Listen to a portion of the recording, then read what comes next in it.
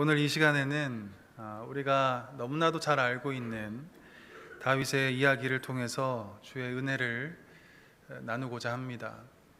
하나님의 말씀에 경청해 주시기 바랍니다. 특별히 초등부, 청소년부 여러분들은 오늘 말씀에 귀 기울이시기를 간절히 부탁드립니다. 이스라엘과 블레셋이 싸우기 일보 직전이었습니다. 블레셋 상수인 이 골리앗이 앞에 나와서 기세를 올리기 시작합니다. 그의 키는 6규빗 한 뼘이었습니다. 오늘날로 얘기하자면 2m 45cm의 거인이었다는 말입니다. 어마어마하게 크죠? 번쩍거리는 노트구를 쓰고 또 비늘 갑옷을 입고 또 거대한 칼과 방패로 무장하고 있었습니다. 저 멀리서 보일 정도로 그의 덩치는 상상을 초월할 만큼 매우 위협적이고 그리고 그 두려움 그 자체였습니다. 골리앗은 수십 년 동안 전쟁의 피 흘림에서 살아남은 베테랑 군사였습니다. 사람 목숨을 빼앗는 일에 매우 탁월한 인간 병기이자 그 누구도 두려워하지 않는 강인한 정신력과 신체 조건을 가진 장수였습니다. 이 골리앗이 전장의 그 한복판에 서서 이스라엘 군대를 모욕하기 시작합니다. 수많은 이스라엘 군사들은 이 골리앗의 위용을 보고 크게 두려워하며 또 놀라기 시작합니다. 골리앗이 한 발짝 이스라엘 진영으로 가까이 갈수록 이스라엘 군사들도 한 발짝 뒤로 물러나며 도망치기를 주저하지 않고 있었습니다. 용기 있는 자가 단 한 명도 없었습니다.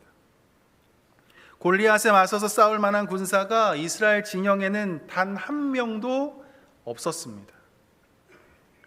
그때 마침 다윗이 형들의 안부를 살피고 또 먹을거리를 가져다 주기 위해서 이스라엘 진영으로 찾아오게 되었습니다.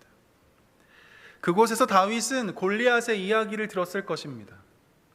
골리앗이 얼마나 키가 크고 또 얼마나 덩치가 큰지 또 얼마나 두렵고 무서운 존재인지를 다윗은 들었을 것입니다. 골리앗과 싸울 만한 용기 있는 군사가 이스라엘에 단 한 명도 없다는 이 매우 비참한 현실을 다윗은 들었을 것입니다. 골리앗이 이스라엘 군사들을 향해서 내뱉는 매우 모욕적인 말에 대해서 그 어느 누구도 항변할 수 없다는 이 참담한 현실을 다윗은 온몸으로 느끼고 있었을 것입니다. 그러자 다윗은 사울 왕 앞에서 이렇게 대담하게 고백합니다. 32절 말씀 다 함께 읽어보도록 하겠습니다. 32절 말씀입니다. 다윗이 사울에게 말하되 그로 말미암아 사람이 낙담하지 말 것이라 주의 종이 가서 저 블레셋 사람과 싸우리이다 하니. 어린 다윗은 사울 왕에게 말합니다. 낙담하지 마십시오. 이 일로 인해서 슬퍼하거나 염려하지 마십시오. 다윗이 지금 사울 왕을 위로하고 있는 것입니다. 그러면서 다윗이 한다는 말이 저 블레셋 사람 골리앗과 싸우겠다는 겁니다. 산전수전 다 겪은 군사들도 두려워서 나서지 못하는 이 상황 속에서 다윗 자신이 싸우겠다고 매우 당차게 말하고 있는 것입니다. 이 다윗의 고백에 사울 왕이 사실 무시합니다. 33절 말씀 우리 다 같이 한번 읽어보도록 하겠습니다. 시작. 사울이 다윗에게 이르되 내가 가서 저 블레셋 사람과 싸울 수 없으리니 너는 소년이요 그는 어려서부터 용사임이니라. 넌 너무 어려서 싸울 수 없다는 겁니다. 골리앗은 평생 용사로 살았고 체격 또한 2m가 넘는 거인에다가 엄청난 무게의 갑옷을 입고도 버틸 만한 근육질의 몸을 갖추고 있는데 반해서 너는 군사로 징집되지 못할 정도로 매우 어리고 왜소해서 절대 싸우지 못한다는 것입니다. 이 싸움은 보나마다 백전 백패라는 것이죠. 불가능한 싸움이라는 겁니다. 이 말을 듣고도 다윗은 포기하지 않습니다. 오히려 사울 왕을 설득해서 골리앗 앞으로 나아갑니다. 자, 우리 40절 말씀 우리 한번 읽어보도록 하겠습니다. 40절입니다. 손에 막대기를 가지고 시내에서 매끄러운 둘 다섯을 골라서 자기 목자의 제구 곧 주머니에 넣고 손에 물매를 가지고 블레셋 사람에게로 나아가니라. 다윗은 골리앗처럼 노투구를 쓰지 않았습니다. 그 어떤 창과 칼을 막아낼 만한 갑옷도 방패도 갖추고 있지 않았습니다. 심지어 날카로운 칼도 또 자기를 도와줄 만한 군사도 내 옆에 없었습니다. 그는 혼자였고 단지 물맷돌 5개가 전부였습니다. 우리는 여기서 질문을 하나 던져야 합니다. 다윗이 골리앗 앞으로 나아갈 수 있었던 그 비결이 무엇이었을까? 이 불가능할 것 같은 싸움에 다윗이 뛰어들 수 있었던 그 자신감은 과연 어디서 나온 것일까? 먼저 다윗은 준비된 사람이었기 때문입니다. 사울 왕이 다윗에게 너는 너무 어려서 절대 싸울 수 없다고 무시할 때 다윗이 사울 왕에게 한 말을 들어보시기 바랍니다. 34절, 35절 말씀 우리 다 같이 한번 읽어보도록 하겠습니다. 다윗이 사울에게 말하되 주의 종이 아버지의 양을 지킬 때에 사자나 곰이 와서 양떼에서 새끼를 물어가면 내가 따라가서 그것을 치고 그 입에서 새끼를 건져내었고 그것이 일어나 나를 해하고자 하면 내가 그 수염을 잡고 그것을 쳐 죽였나이다. 아멘. 곰이나 사자가 내 양을 잡아가면 다윗이 쫓아가서 그 새끼 양을 구했다는 것입니다. 이게 정말 대단한 얘기거든요.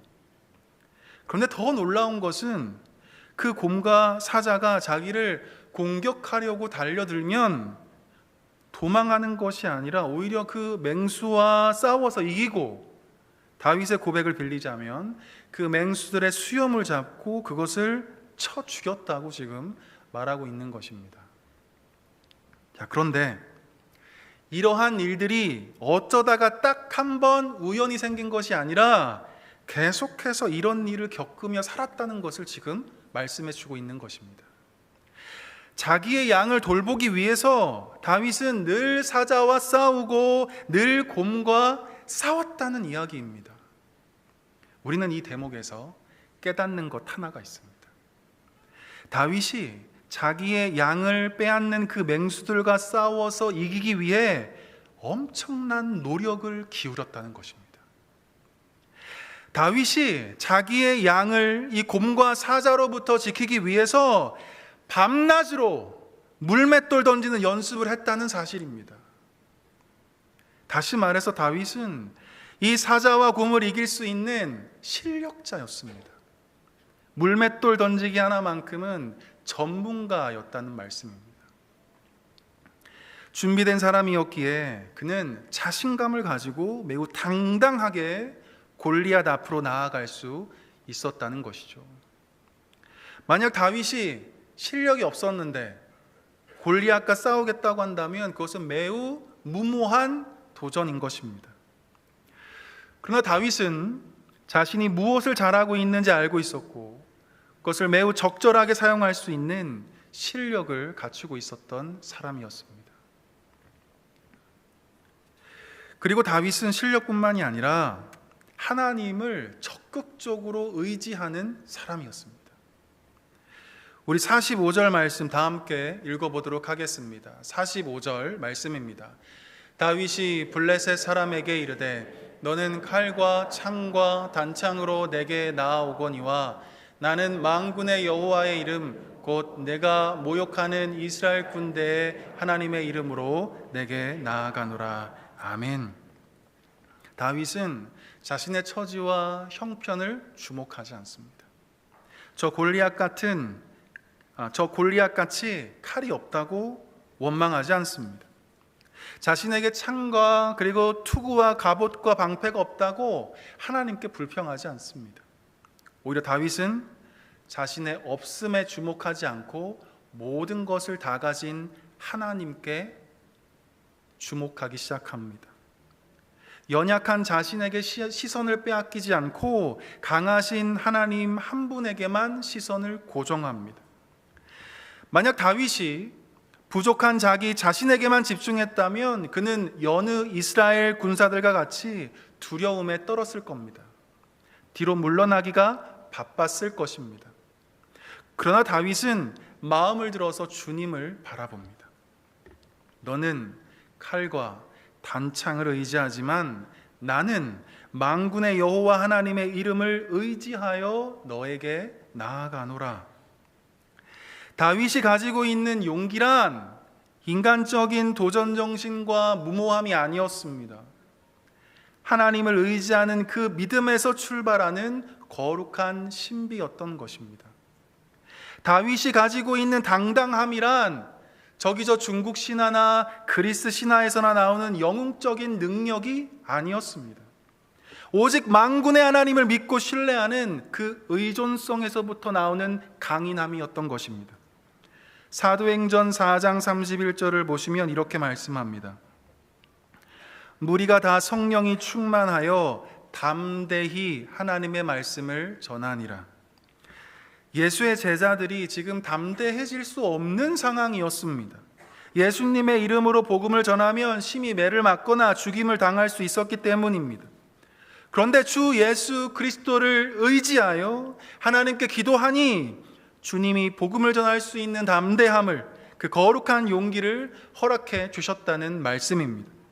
이처럼 사도행전 말씀을 보면 담대히 말하여 이르되 담대히 말하기 시작하거늘 왕께 담대히 말하노니 담대히 하나님의 말씀을 전했더라 라는 말씀이 무수히 기록되어 있는 것을 우리는 확인하게 됩니다.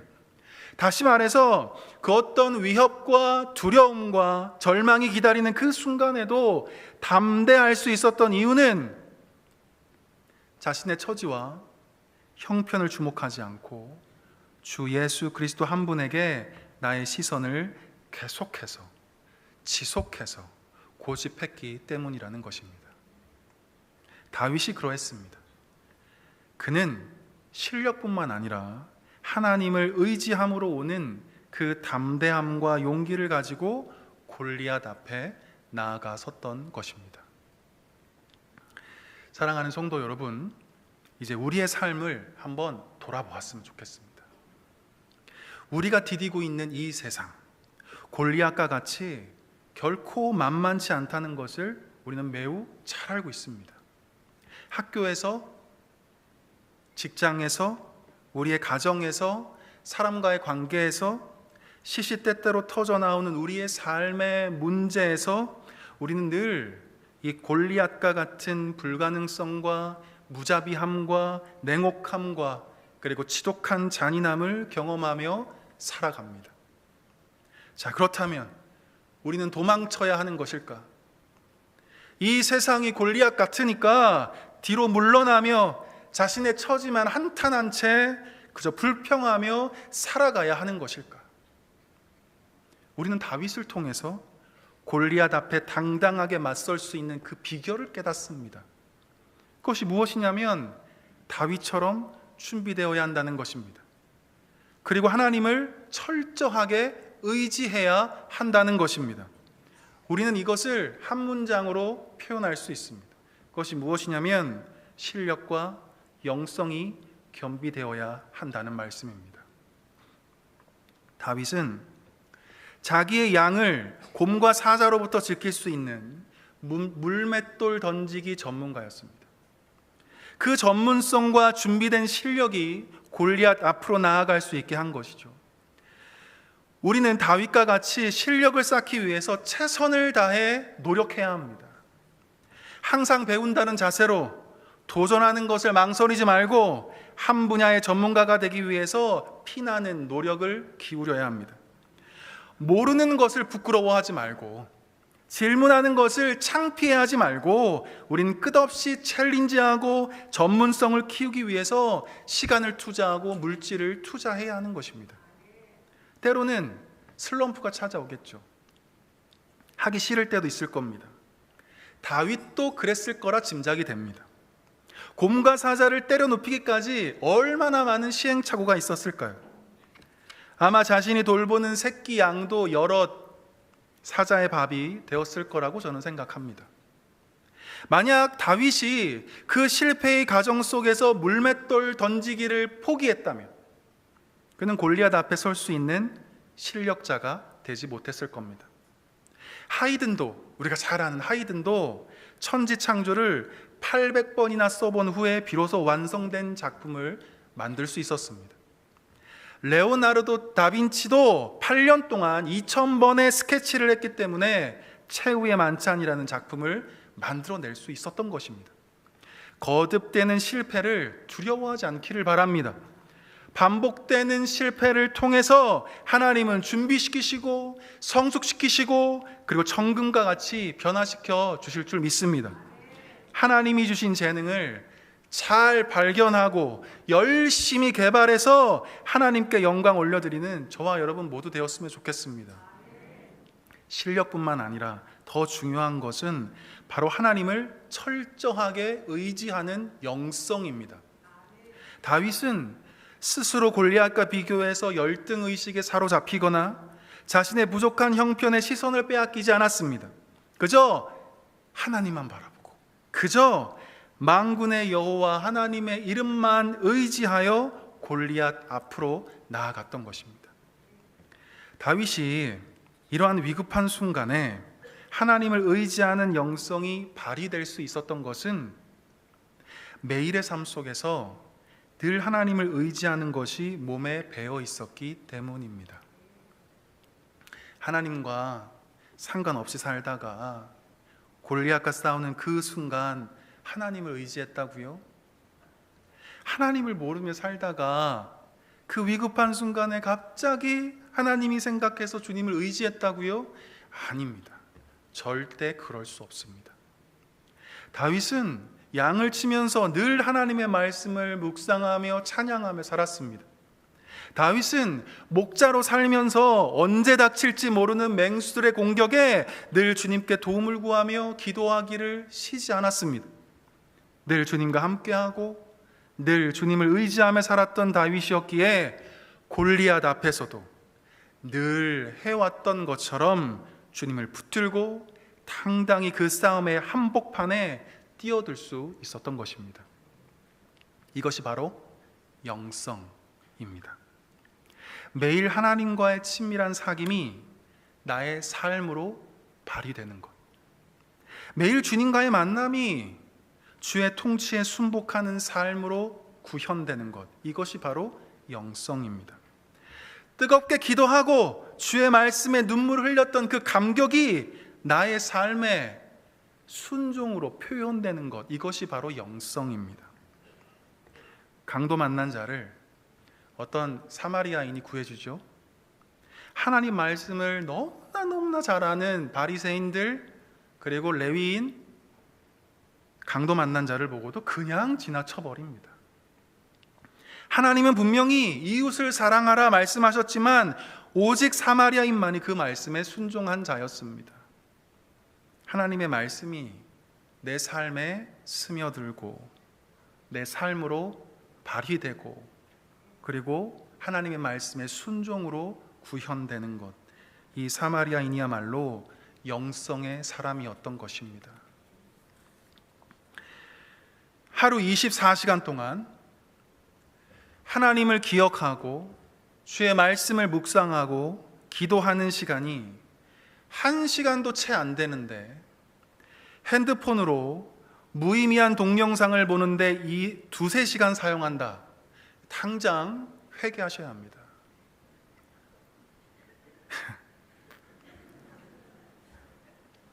핸드폰 사용이 하나님을 의지하는데 하나님과 가까이 하는데 도움이 된다. 24시간 동안 하십시오. 제 딸에게, 제 아들에게 허락하겠습니다.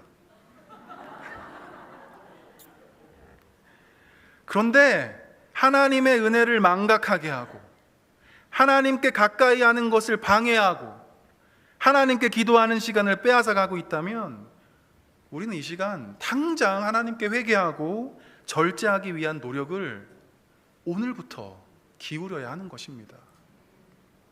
사탄 마귀는 끊임없이 우리가 주님을 의지하지 못하도록, 예수 그리스도의 은혜를 기억하지 못하도록 유혹합니다. 내 손 안에 든 스마트폰을 통해서, 절제하지 못하는 취미와 여가 생활을 통해서, 여러 가지 음란한 문화와 중독을 통해서, 내 안에 있는 육체적인 탐욕을 통해서 하나님을 잊어버리게 만들고 하나님을 향한 시선을 강탈시켜 버립니다.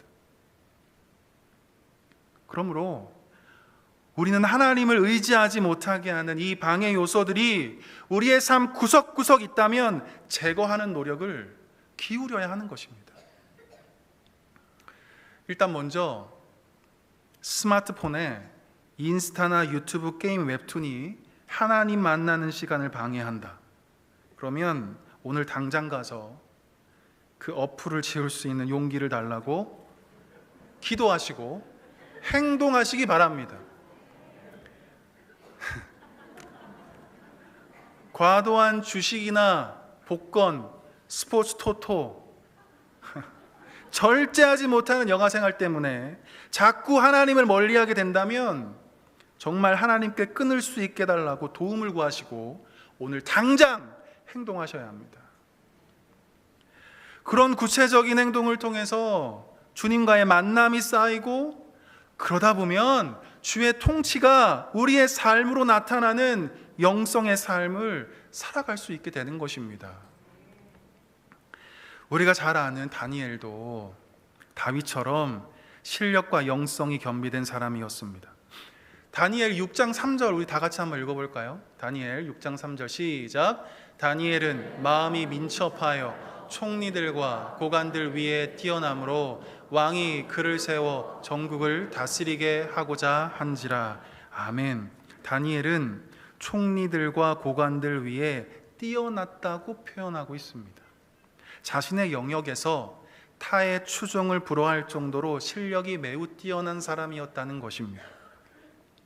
왕이 그를 세워서 전국을 다스리게 할 정도로 매우 탁월하고 전문적인 소양을 갖춘 사람, 그가 바로 다니엘이었다는 것을 말씀합니다. 또한 다니엘은 마음이 민첩한 사람이었다고 묘사해 주고 있습니다. 이 말은 원어적인 의미는 어떤 말이냐면 하나님의 영으로 충만하였다라는 뜻입니다. 전에 하던 대로 하루에 3번씩 기도한 다니엘이었기에 그는 늘 성령 충만함 속에서 당당하게 사자굴에 들어갈 수 있는 믿음이 삶으로 나타나는 영성의 사람으로 살아갈 수 있었던 것입니다. 우리가 닮아가기를 소망하는 예수님은 어떤가요? 예수님의 청소년 시절을 누가복음에서는 이렇게 묘사합니다. 우리 한번 읽어볼까요? 누가복음 말씀 시작. 예수는 지혜와 키가 자라가며 하나님과 사람에게 더욱 사랑스러워 가시더라. 아멘. 예수님이 지혜가 자라갔다고 말씀합니다. 여기서 지혜는 헬라어로 소피아, 우리가 잘 아는 소피아라는 말이에요. 다시 말해서 예수님은 이 세상적 학문에 있어서도 매우 뛰어났다는 말씀입니다. 또한 예수님은 하나님에게 더욱 사랑스러워 갔다고 말씀합니다. 하나님과 상관없는데 하나님의 뜻과 정반대의 삶을 사는데 어떻게 하나님에게 사랑스러워 갈 수 있을까요? 예수님은 늘 주님 안에서 주님과의 친밀한 사귐 속에서 주의 뜻에 순복하며 살아갔기에 예수님은 하나님에게 사랑스러워 갔던 것입니다. 이처럼 우리 예수님도 다윗과 이 다니엘처럼 실력과 영성이 겸비된 분임을 성경은 우리에게 말씀해 주고 있습니다. 사랑하는 성도 여러분, 그리고 청소년 여러분, 초등학생 여러분, 곧 방학이죠, 그렇죠? 무엇을 하며 살아가야 할까?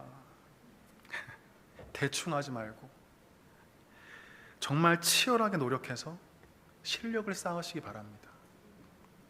하나님이 주신 달란트가 무엇인지 발견하고 정말 열심으로 개발해서 하나님께 영광 올려드리는 우리 모두가 되었으면 좋겠습니다. 그리고 무엇보다 하나님을 더욱 의지하고 하나님을 더욱 섬김으로 영성을 겸비할 수 있기를 소망합니다. 하나님 없는 실력, 하나님 없는 전문성, 가장 어리석고 가장 위험하기 때문입니다. 골리앗을 이기고도 남을 만한 실력과 영성이 겸비되어질 수 있기를 주님의 이름으로 간절히 축원합니다. 기도하겠습니다. 거룩하신 하나님 아버지, 다윗과 같이 그리고 우리 예수님과 같이 실력과 영성이 겸비된 자로 살아갈 수 있도록 도와주옵소서. 우리의 모든 열심과 노력이 오직 주의 영광이 되게 하여 주시고 오직 예수님의 이름만이 높아지는 데 선한 재료가 되게 하여 주옵소서. 주님만을 의지하며 살아가기를 소원합니다. 주님을 찾는 시간이 핸드폰을 보는 시간보다 많아지게 하여 주옵소서. 주의 말씀을 묵상하고 주께 기도하는 시간이 TV 드라마를 보는 시간보다 많아지게 하여 주옵소서. 믿음이 삶으로 나타나게 하여 주시고 주님을 향한 사랑이 우리의 삶의 순종으로 발휘되는 영성의 사람들 우리 모두 되게 하여 주옵소서. 이 모든 말씀 우리 주 예수 그리스도의 이름으로 간절히 기도드리옵나이다. 아멘.